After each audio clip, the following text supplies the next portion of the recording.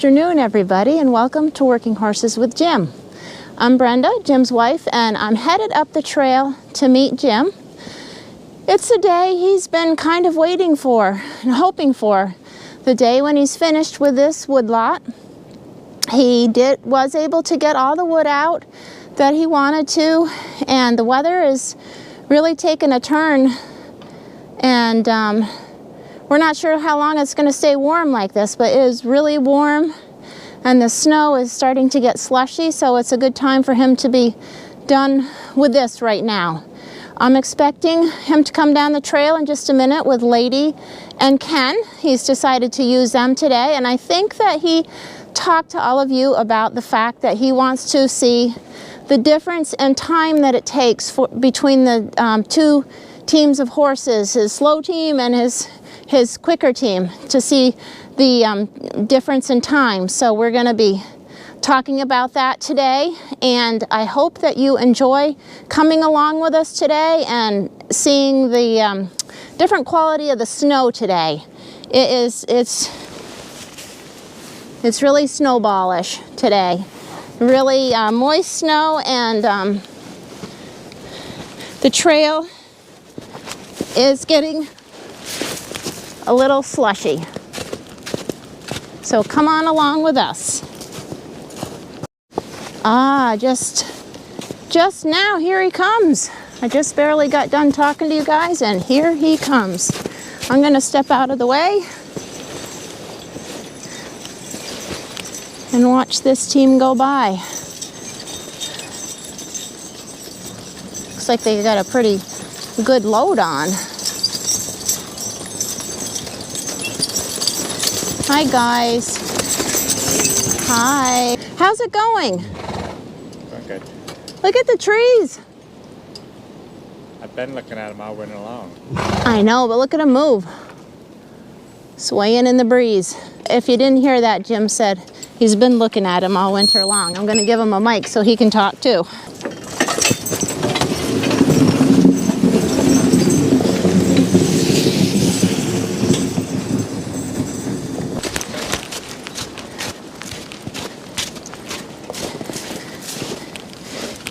I like his tire here. This is really interesting. Did you see that tire? No. Kenny, I'm coming.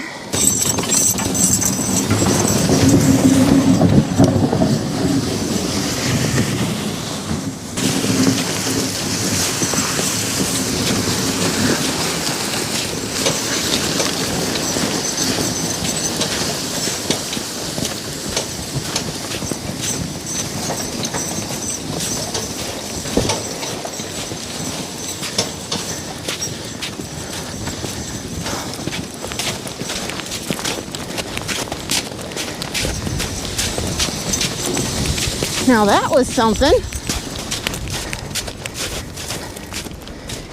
Whoa!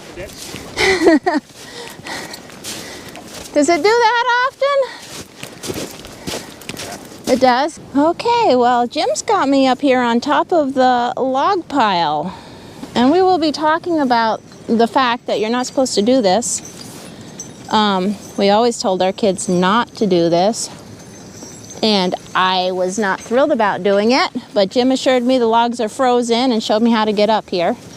So here I am, giving you some footage of the horses coming on in. And I already told them how we always told the kids not to do this. Do it. So the reason I came up here, I wanted to talk about a couple things. So I showed her how to climb up. These logs are safe because this end of the pile has been sitting here longer, so their logs are froze right together. So I know that they're safe to climb up. I wouldn't have wanted her to climb up that end because those are logs I put there yesterday, and so they're more apt to avalanche down on somebody. But I mean, even what we're doing isn't extremely safe, but it's not that dangerous at all. So as you can see, we do have quite a pile of logs here. We have kind of 3 different varieties. This pile we're on right now is mostly all maple. Actually, I think it's all maple, going to one place, and then beyond the skid steer is a pile of pallet logs going to a Amish pallet mill. And then behind me here, and the wind is terrible here, so I've got to be careful with the audio, but behind me is basswood, some beech that is going up to my place. So in a few weeks from now, we'll start hauling that up with the horses to my place. This other stuff, also I have a few loads of firewood way over there.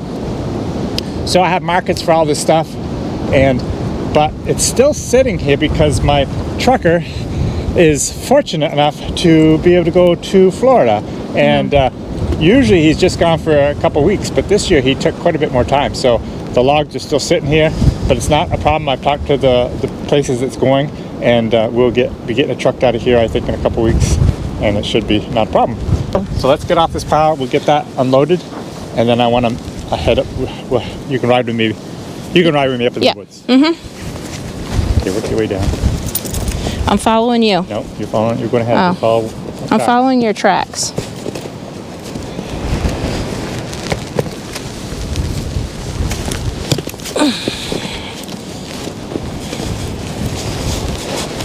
Still slippery even though.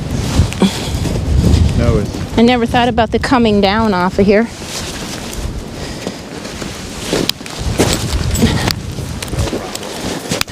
You guys are so beautiful today. Okay.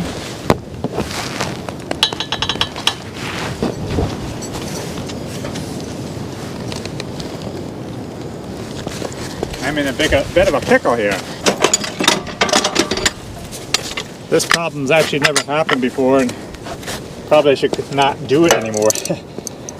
So often I will put my binder down and then I'll throw the chain around it to keep this from popping up. Well, this particular time, something shifted, and the chain is bound in there so tight I can't get it out of there.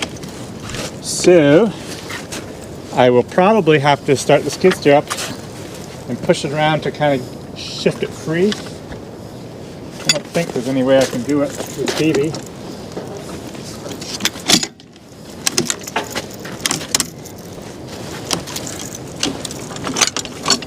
I think from now on I'm just going to put the binder tight and just let the chain drop and drag, because it's very unlikely to pop up anyways.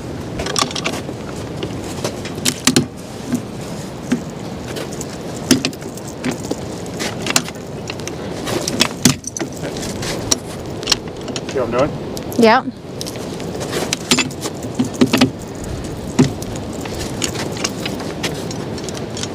Just a little more.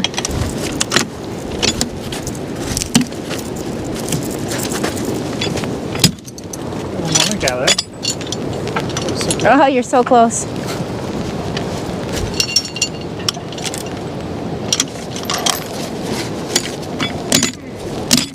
There you go. Well, thank goodness you got that peavy. Yes, sir, ma'am.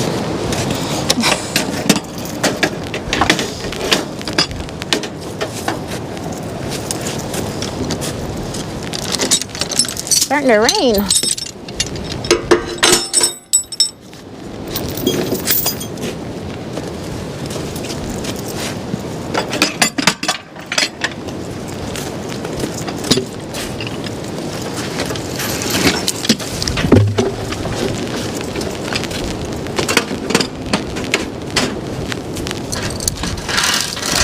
These guys do as good as the other ones, and just going ahead a little bit so you can pull it off.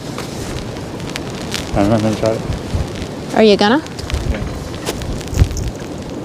I cut that.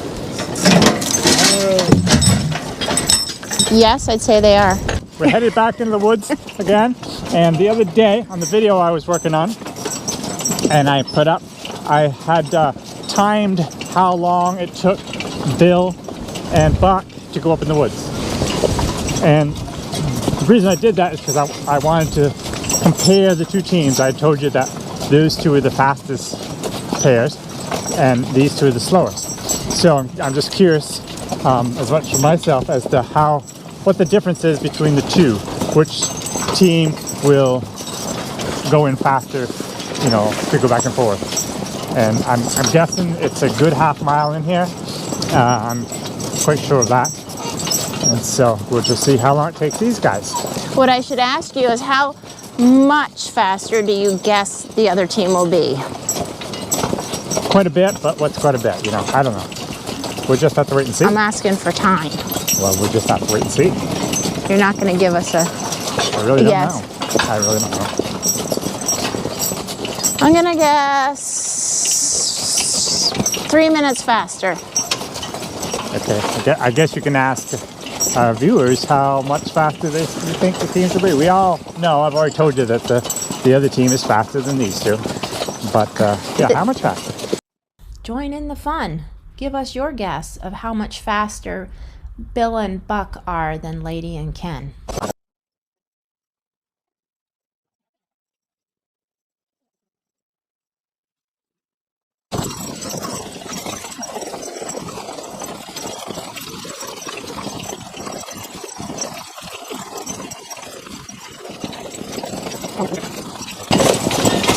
It's amazing how fast these trails breaking up. Look ahead of us. You can see all the dirt starting to show through. Yesterday morning it was all still snow covered. Now there's a lot of dirt. See right down here. See pretty good sized humps of dirt, and every time we come through and hit them with the logs, of course, it drags all the harder.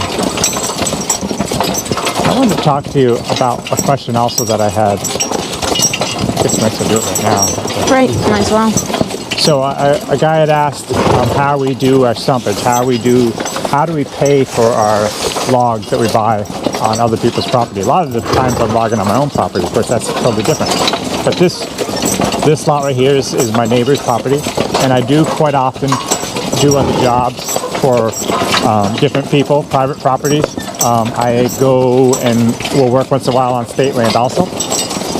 So what happened on this piece of property, and what generally happens, is we hire a forester that comes in here and he marks all the trees. Well, while he's marking the trees, he has a way to calculate the board footage in every tree. So he will write down on his clipboard or his piece of paper all the board footage for logs, and then he has a way to calculate how much firewood is there. So he writes that all down, and then let's see. Well, that's pretty well it, I guess. Firewood and logs, but the logs are somewhat broken down into pallet logs and poor quality logs. I'm trying to think how they actually do that.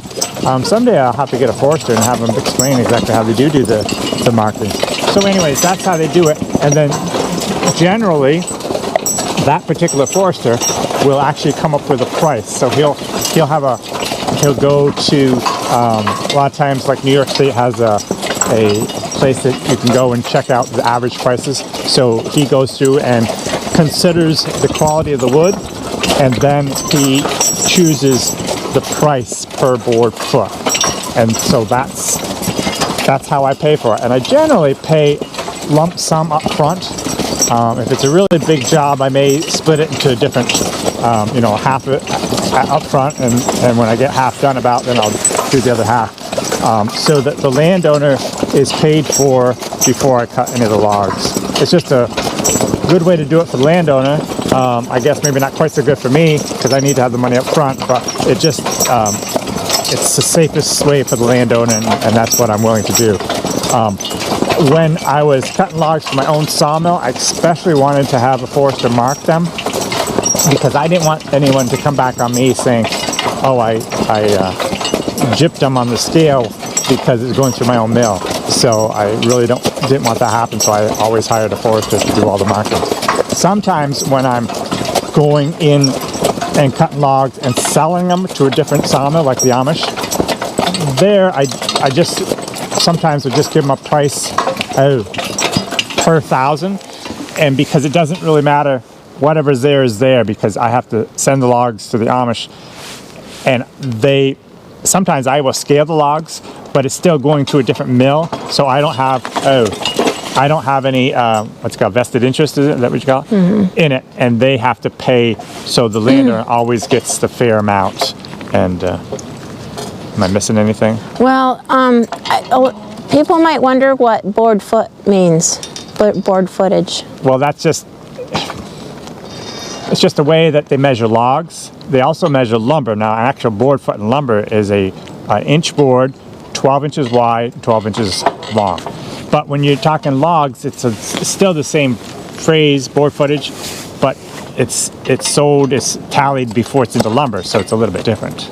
Because of the curvature and all that sort of thing? Well, you just don't, you just can't. It's hard to guess. I mean, you're doing it before it's cut into lumber, so that's why some foresters, that's why it varies a lot when foresters mark too, because it's a difficult thing to measure a standing tree and say how many board foot's in it. Yeah, imagine, yeah.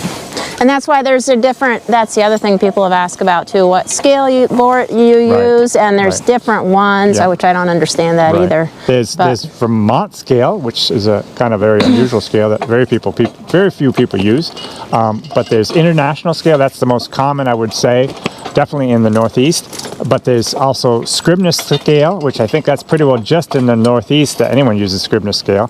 And then there's Doyle scale. There's a very big variation between the scales. But in our area here, it's almost all international scale. Anyways, I'm going to put these two logs on here and one of my basswood over there on top. So if you want to jump off, I'll get turned around and we'll get this down.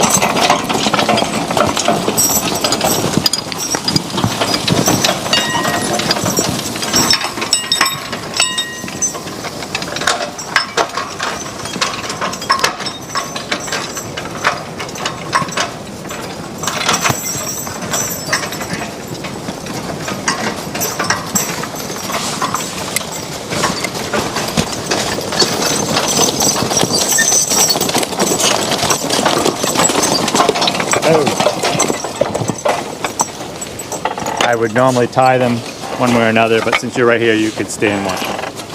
I'd be happy to.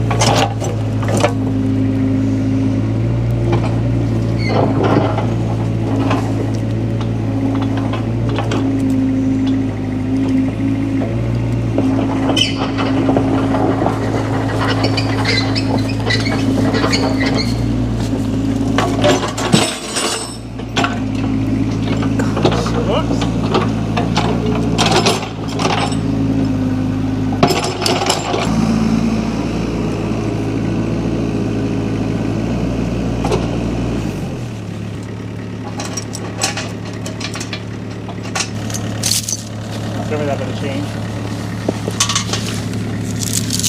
Underneath. That was a big help, huh?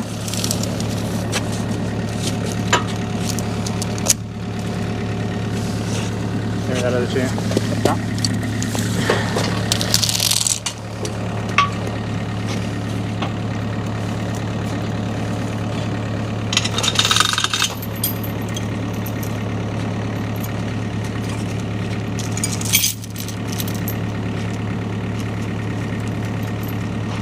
This chain underneath. This one? Yep. Just the end of it.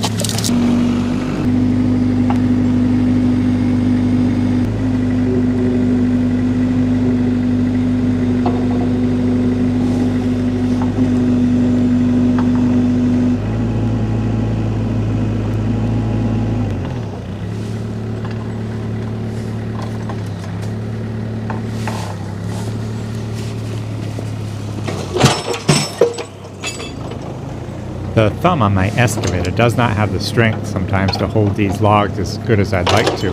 And when I'm curling my bucket, a lot of times it's easy to lose the log like I did earlier. So what I'm doing now is getting the front end of this log in place, and then I'm going to get out right now and put the chain around it to hold it so that I don't lose it again. I knew I'd have trouble with this. And I did. Here's my chain.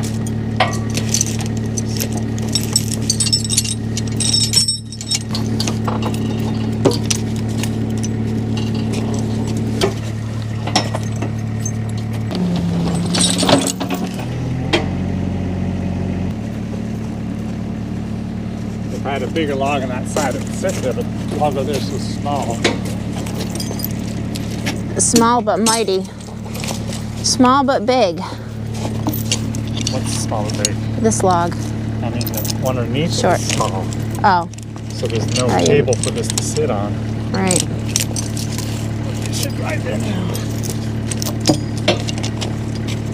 Takes a lot of finagling to get the load ready, apparently. I didn't realize it took this much finagling to get it all set up.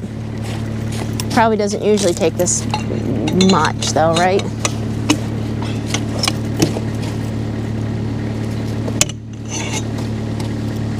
I guess I'm still going to run this around because Take your chances.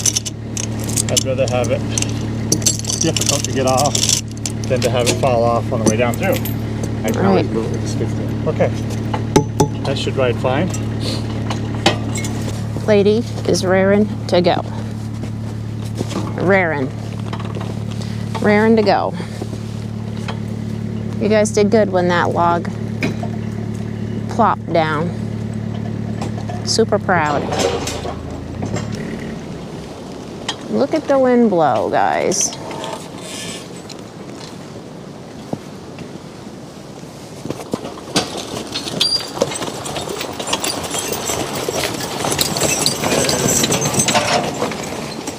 Before I get to landing, it's very possible that this big basswood log will actually drop on the ground, but that's okay because the chains are tight. It can't really go back any farther the way this is chained, and it could twist and fall down, but that's not a big deal. So, But you think it'll just stay hooked, it's just gonna be a little twisted, that's all. I can't believe how this is so heavy. They pull it quite easily. Yep. It's because of the wheels and Yeah, 'cause And it's there's- off the ground. yeah. Look how little is on the ground. yeah, true. I kept that.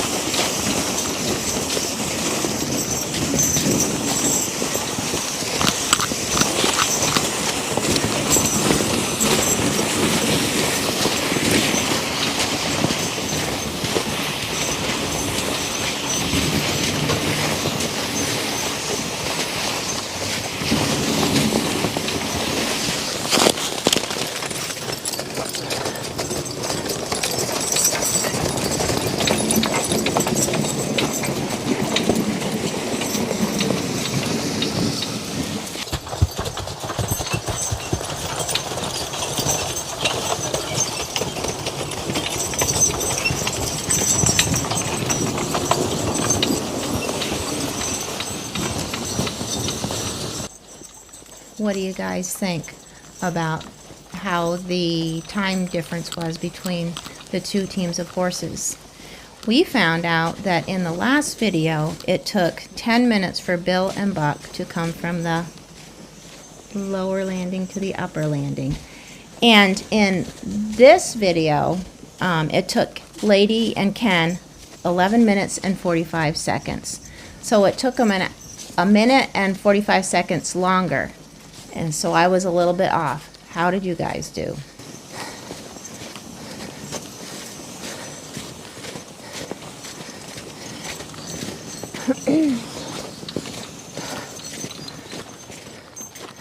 It made it. Yepper.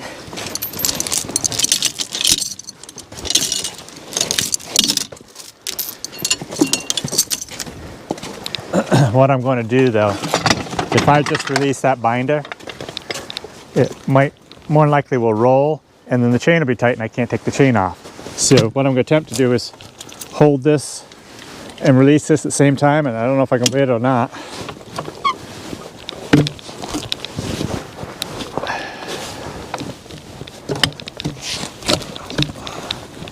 Not a big deal because I can start the skid steer up, but if I can release this and then get a chain off before that rolls over. Here, come here for a second. Put your camera down, take two hands and see if you can't take that chain off. Actually, never mind, I got it.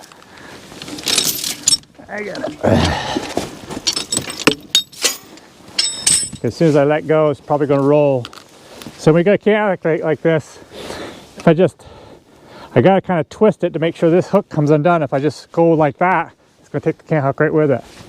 And I got this nice brand new handle on it, but I don't really want to try right now to find out if it's going to break or not. So what I'm going to do is just twist it like this. And it didn't go anyways. Oh, now you got to get over that. Not a problem. Because I don't have to get it over that. All I gotta do is disconnect the chains, and that shouldn't be a problem. And then ask them to go forward. Exactly.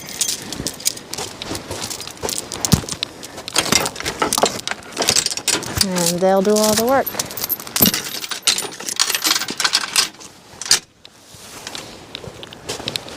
That's what I like. To them do all the work. Yeah.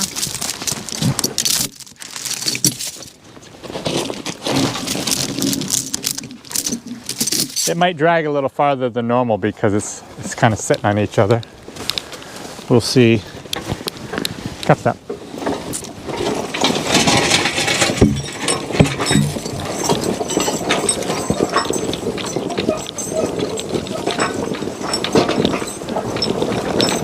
Oh.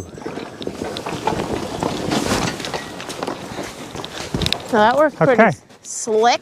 I've got one more load up there. And I guess this job will be done. So I'm gonna go. So off they go for their last load.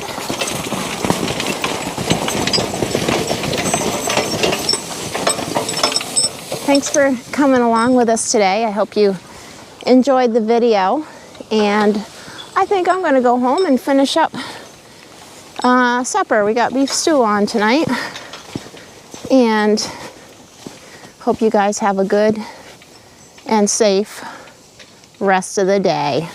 Oh, and by the way, don't forget, if you haven't signed up for our newsletter, it's free. And we just have little tips about what's going on, answer questions that viewers have sent in. We show a picture or two and just give you updates that you may not hear on the channel. So if you're interested, sign up in the link below. Take care.